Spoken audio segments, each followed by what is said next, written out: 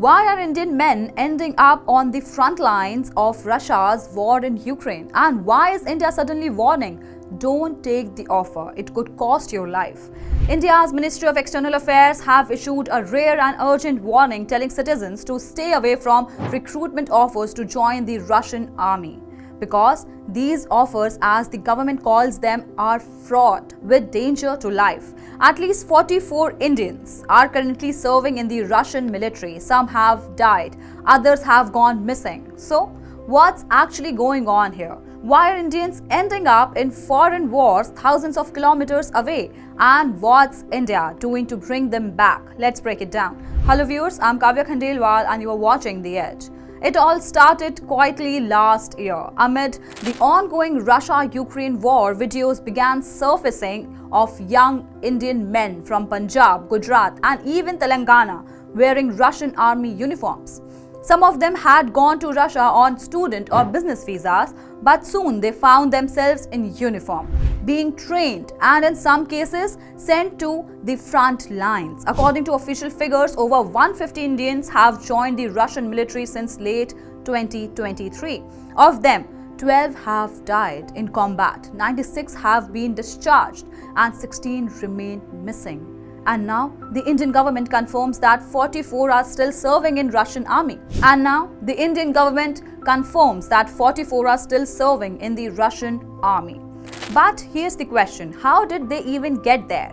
It turns out several private agents and middlemen in India and abroad were allegedly promising jobs in Russia as security guards, helpers, cooks or support staff.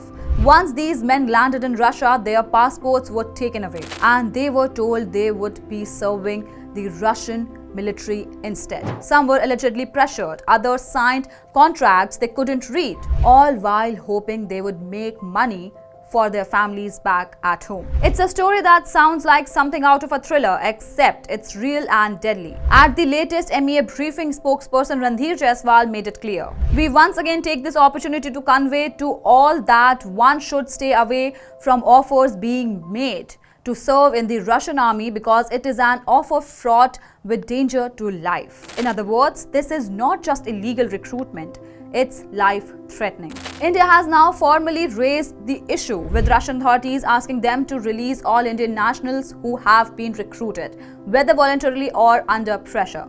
The MEA says it's in contact with both the Russian government and the families of those men. But in a war zone, things move slowly. The challenge? Russia's law does allow foreign nationals to join its army under certain rules. So even if India protests, Moscow might see these recruits as volunteers, not victims.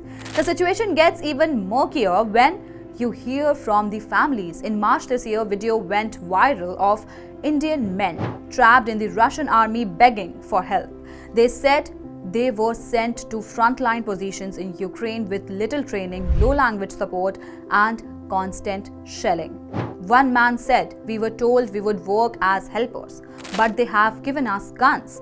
Their families back home in small towns were shocked. Some sold their property to pay for their sons' flight tickets to Russia, thinking it was a legitimate job. Now they are stuck between two governments and a war they never signed up for.